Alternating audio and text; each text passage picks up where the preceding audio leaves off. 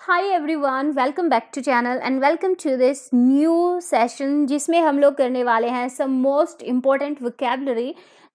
चाहे आप SSC exams के लिए प्रिपेयर कर रहे हैं या फिर आप बैंकिंग एग्ज़ाम्स के लिए प्रिपेयर कर रहे हैं या फिर किसी भी कॉम्पिटिटिव एग्जामिनेशन के लिए प्रिपेयर कर रहे हैं जिसमें वोकैब एक मोस्ट इंपॉर्टेंट पार्ट है, तो आप सबके लिए ये इक्वली इम्पॉर्टेंट ये क्लास रहने वाली है। And this is our part 8। इससे पहले हम लोग 7 पार्ट कर चुके हैं और आप लोगों के लिए हमने प्लेलिस्ट भी क्रिएट कर दिया है सो दैट आप लोगों को एक ही जगह पर सारे लेक्चर्स एक सही सिस्टमैटिक मैनर से मिल जाए। And this is all about me. My name is Pooja Duran और आज की क्लास को चलिए शुरू करते हैं विद द फर्स्ट वर्ड। सबसे पहला जो हमारा शब्द है आज की क्लास का that is vanquish. Okay, the word is वैंक्यूश।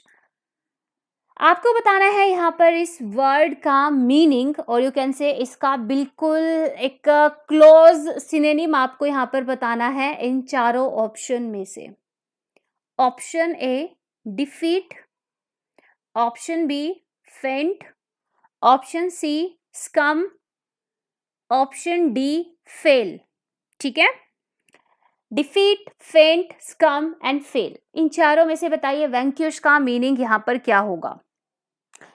हर एक वर्ड के अंदर आप लोग को मैं कुछ सेकंड का टाइम दूंगी सो दैट आप लोग फर्दर चूज कर पाए which is the right option.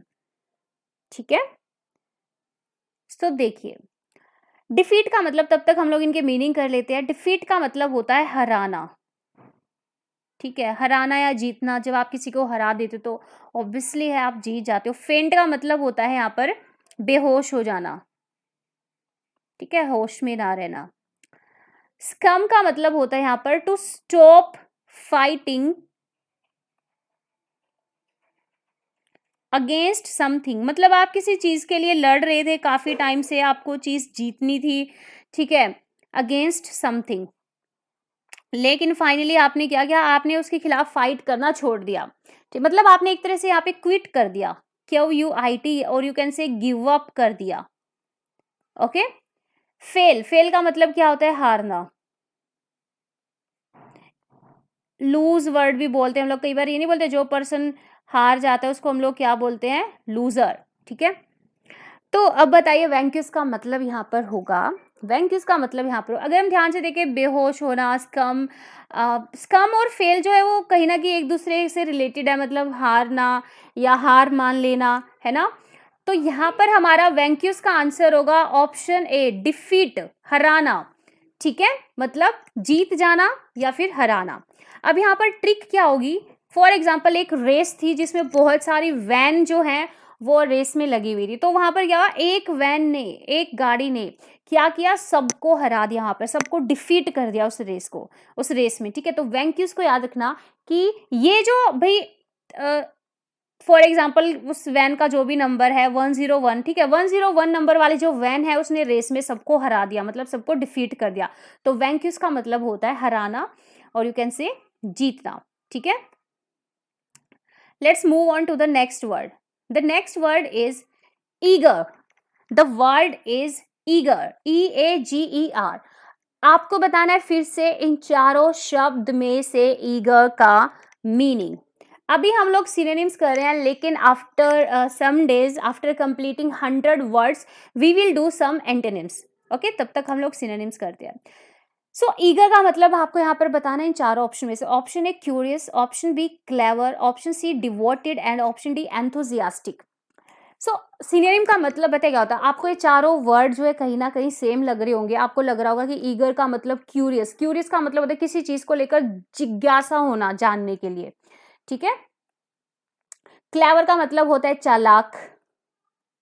ठीक है, डिवोटेड का मतलब होता है किसी चीज को लेकर निष्ठावान होना, मतलब किसी चीज को लेकर इतना ज्यादा डिवोटेड होना। फॉर एग्जाम्पल आपका लाइफ में कोई एम है, उसको लेकर आप बहुत ज्यादा डिवोटेड हो कि भाई मुझे ये अचीव करना है विद इन 2 years 1 year जो भी है। एंथुजियास्टिक का मतलब होता है किसी काम को लेकर बहुत ज्यादा जोश से उस काम को करना। ठीक है, एंथुजियास्टिक होना। तो अब अगर हम ध्यान से देखें ना, क्यूरियस और जो एंथुजियास्टिक है ना, बहुत ज्यादा सिमिलर है दोनों। ठीक है। और ईगर का मतलब होता है किसी काम के लिए बहुत ज़्यादा जोश में होना, मतलब जोशीला होना किसी काम को लेकर। तो अब आप सोचेंगे कि वेदर क्यूरियस यहाँ पर मीनिंग होगा या एंथुसियास्टिक। यहाँ पर सिर्फ और सिर्फ फ़र्क है डिग्री का। डिग्री इन द सेंस कि क्यूरियस जो है ना वो है, मतलब किसी काम को लेकर बहुत ज़्यादा जिज्ञासा होना जानने के लिए, लेकिन एंथुसियास्टिक है वो कुछ ज़्यादा डीपली वहाँ पर आप उस काम को लेकर जोश में होते हो। तो बस यही डिफरेंस है। क्यूरियस जो है यहाँ पर थोड़ी-सी डिग्री कम हो जाती है जोश की या फिर और यू कैन से जिज्ञासा की, लेकिन एंथुसियास्टिक का मतलब होता है बहुत ज़्यादा जोश में होना किसी काम को लेकर। तो आपको बिल्कुल सिमिलर, क्लोज़, बिल्कुल क्लोज़ जो सिनोनिम होता है वो चूज़ करना होता है। यहाँ पर क्लोज़ जो होगा ईगर का वो होगा एंथुसियास्टिक। ओके। अब ईगर की यहाँ पर शॉर्ट ट्रिक क्या रहेगी? ईगर को याद रखो आप लोग ईगल से। ईगल जो एक जानवर होता है, एक पक्षी जो होता है, ठीक है, मतलब बाज जिसको हम बोलते हैं, उसकी जो आंखें होती है वो बहुत दूर से अपने उसको देख लेती है, अपने शिकार को देख लेती है ना। तो ईगर, ईगर को याद रखो। ईगल जो होता है वो अपने शिकार को लेकर, मतलब जो भी उसको खाना होता है दूर से देखकर वो बहुत ज्यादा जोश में होता है, बहुत ज्यादा एंथुजियास्टिक होता है। कई बार हम लोग ये नहीं बोलते कि ईगल जैसी आँखें होनी चाहिए, मतलब बाज जैसी आँखें होनी चाहिए कि आप अपने एम को लेकर बहुत ज़्यादा एंथुसियास्टिक हो, ठीक है? तो ईगर को याद रखना ईगल से। अब चलते हैं हम लोग नेक्स्ट वर्ड पर। The next word is Placid. Okay, Placid. चलिए मीनिंग बताइए चारों ऑप्शन में से। ऑप्शन ए काम, काम का मतलब होता है शांत होना, ठीक है? डल का मतलब होता है अभी बोरिंग होना या मंद होना, ठीक है? क्लियर का मतलब होता है नीट एंड क्लीन, साफ होना। एन्जॉयबल का मतलब क्या होता है? अभी एन्जॉय करना, ठीक है, मस्ती करना। सो प्लेसिड का मतलब बताइए क्या होगा? वेदर काम, डल, क्लियर, एन्जॉयबल। सो प्लेसिड का मतलब यहाँ पर होगा काम, मतलब शांत होना, ठीक है, काम। तो इसकी शॉर्ट ट्रिक हम लोग यहाँ पर क्या बना सकते हैं? आप लोग, पता है मैं जो ट्रिक आप लोग को बताती हूँ ना वो तो आप लोग याद रखिए, लेकिन पता है क्या होता है, जब खुद के माइंड से जो ट्रिक बनती है ना वो हमें एग्जामिनेशन के अंदर याद रहती है। तो किसी भी वर्ड को देखकर जब आपके माइंड में खुद से कोई ट्रिक क्रिएट हो जाए ना, तो उसको फर्दर याद रखो तो आपको ज्यादा याद रहेगा। तो यहाँ पर क्या आएगा कि सीआईडी, सीआईडी हम सबने देखा, एसीपी, प्रत्युमन, दया, ये सब थे। तो ये याद रखो सीआईडी के अंदर जो दया वाला जो कैरेक्टर था ना वो सब पे दया दिखाता था, मतलब वो बहुत शांत था, ठीक है? वो किसी भी चोर को या किसी भी खूनी को पकड़ता था, उससे अच्छे से पूछताछ करता था, ये नहीं मिलते ही उसको मारना या पीटना। तो सीआईडी में जो दया था वो सब पे दया दिखाता था, मतलब वो शांत था। ये नहीं कि मतलब वो चोरों को मतलब रिश्वत लेता था या कुछ और, मतलब वो चीज़ों को बहुत ही आराम से, बहुत ही शांत तरीके से हैंडल करता था। तो प्लेसिड को याद रखना, सीआईडी में जो दया था वो बहुत ही शांत था, ठीक है? प्लेसिड का मतलब होता है शांत होना। मैंने बार-बार आप लोगों को एक वर्ड बताया है सूद, SOOTHE, इसका मतलब भी होता है शांत होना। फाइन। नेक्स्ट वर्ड इज बहुत अच्छा वर्ड है ये। नेक्स्ट वर्ड इज अबंडन, ठीक है? अबंडन। आंसर बताइए, चलिए इसका मीनिंग बताइए। Option A neglect, option B condense, option C discontinue and option D abscond, ठीक है? देखिए, नेग्लेक्ट का मतलब होता है किसी चीज को मना कर देना, ठीक है, या डिसएग्री करना या रिजेक्ट, ऐसा, ठीक है? कंडेंस का मतलब होता है किसी चीज को संक्षिप्त में बताना, मतलब उसको एक्सप्लेन करना, ठीक है? कंडेंस का मतलब ये होता है कि किसी चीज को छोटे छोटे पार्ट्स में तोड़कर उसको बहुत अच्छे से बताना। डिसकंटिन्यू का मतलब क्या होता है? किसी चीज को करना छोड़ देना या किसी चीज को त्याग देना, ठीक है? डिसकंटिन्यू। कई बार हम लोग ये नहीं बोलते भी तूने पढ़ाई को डिसकंटिन्यू क्यों कर दिया, मतलब भी तूने पढ़ाई क्यों छोड़ दी। एब्सकॉन्ड का मतलब होता है फरार हो जाना। आप लोगों ने देखा होगा कई बार चोर वगैरह जो होते हैं या बड़े बड़े मर्डरर जो होते हैं वो पुलिस से क्या हो जाते, मतलब जेल से क्या हो जाते हैं, फरार हो जाते हैं, ठीक है? अब बताइए अबंडन का मतलब यहाँ पर, मतलब सिनोनिम। तो देखिए गाइस, यहाँ पर अबंडन का मतलब होगा डिसकंटिन्यू, ठीक है? डिसकंटिन्यू, डिसकंटिन्यू मतलब किसी काम को, अबंडन का बिल्कुल सीधा मीनिंग होता है, बिल्कुल स्ट्रेट फॉरवर्ड मतलब होता है त्याग देना किसी चीज को या किसी पर्सन को, ठीक है? अबंडन को याद रखो बंधन से, BANDON। अबंडन को याद रखो बंधन से, ठीक है, कस्टम रूल्स रेगुलेशन जो होती है, मतलब आप किसी का भी एग्जांपल ले लो कि भाई इस पर्सन ने सभी बंधन्स को, मतलब सारे जो भी रूल्स रेगुलेशन सोसाइटी के जो डबल स्टैंडर्ड्स है उन सभी को क्या कर दिया, त्याग दिया, उन सभी को डिसकंटिन्यू कर दिया। तो अबंडन को याद रखो बंधन से, ठीक है। भाई राम ने जो है उसने सभी बंधन को, सभी जो भी कस्टम्स रूल्स रेगुलेशन थे उन सबको क्या कर दिया, त्याग दिया। Next word is, and the last and final word of today's session is amenities, ठीक है। The word is amenities. Meaning बताइए इसका। Option A facilities, option D courtesies, option C privilege and option D pageantries. Facilities, courtesies, privileges and pageantries, चारों में से मतलब बताइए।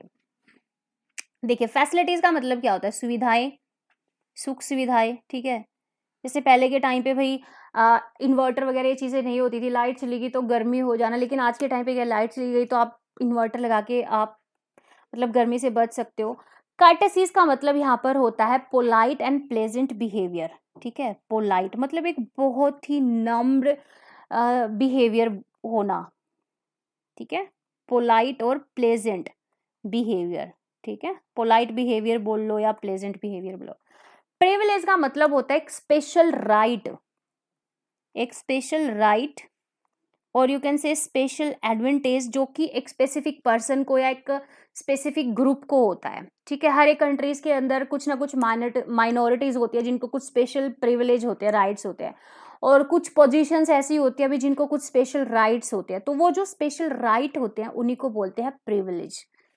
Pageantry का मतलब होता है एक बहुत बड़ी सेरेमनी, बिग और कलरफुल सेरेमनी, ठीक है। जैसे भी कोई बहुत ही रिच पर्सन है, जैसे हमारी कंट्री के अंदर जो रिच सेलिब्रिटीज है, पर्सन है, वो बहुत बड़ी बड़ी सेरेमनीज करते हैं, लाखों करोड़ों पैसा फूक देते हैं, तो वो जो बड़ी बड़ी सेरेमनीज होती है उनको हम बोलते हैं पेजेंट्रीज, ठीक है। फैसिलिटीज हो गया, कर्टसीज हो गया, प्रिविलेज हो गया और पेजेंट्रीज हो गया।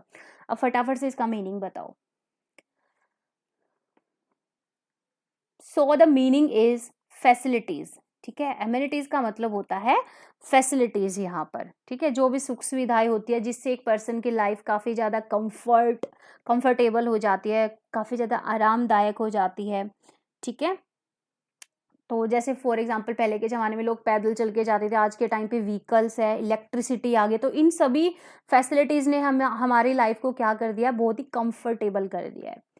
फाइन, तो ये थे आज के हमारे टोटल 5 वर्ड्स, और कहने को सिर्फ 5 वर्ड है लेकिन इनके साथ हम लोग कितने वर्ड सीख रहे हैं। लाइक एमिनिटीज के अंदर ही हमने कर्टसीज के बारे में सीख लिया, प्रिविलेज पढ़ लिया, पेजेंट्री पढ़ लिया। तो इस तरीके से 5 वर्ड के साथ आप कम से कम 15 से 20 वर्ड डेली सीखते हो। तो अगर ऐसी ही वोकैब क्लासेस आप लोग इन फ्यूचर भी चाहते हो, उनकी नोटिफिकेशन आप लोग को मिल जाए, तो चैनल को सब्सक्राइब कर लेना और बेल आइकन को प्रेस कर लेना, तभी आप लोगों को सभी क्लासेस की नोटिफिकेशन मिलेगी, ठीक है। और क्लास को ख़त्म करने से पहले एक और बात आप लोगों के साथ शेयर करना चाहूँगी। If you are a student of commerce और आप चाहे 11th-12th में है, बीकॉम एमकॉम में है, या फिर NTA UGC नेट एग्जामिनेशन की तैयारी कर रहे हैं, तो मेरा चैनल है पूजा धुरान नाम से, लिंक आप लोगों को डिस्क्रिप्शन बॉक्स में भी मिल जाएगा। तो वहाँ पर मैं आप लोगों की 4 to 5 क्लासेस लेती हूँ कॉमर्स की, और बहुत ही ज़्यादा डेप्थ नॉलेज के साथ, without any ratification, with lots of clarification के साथ पढ़ाती हूँ। तो कॉमर्स मैंने अनअकैडमी प्लस पर भी पढ़ाया है और एडो अंकल पर भी पढ़ाया है, कॉपी किताब पर पढ़ा रही हूँ, और ऑफलाइन भी मेरे बैचेस चलते हैं, ठीक है। तो आप लोग मुझसे कॉमर्स की नॉलेज भी ले सकते हैं। सो मिलते हैं हमारी नेक्स्ट वीडियो के अंदर। Till then have a great life, happy learning to all of you, bye bye, take care.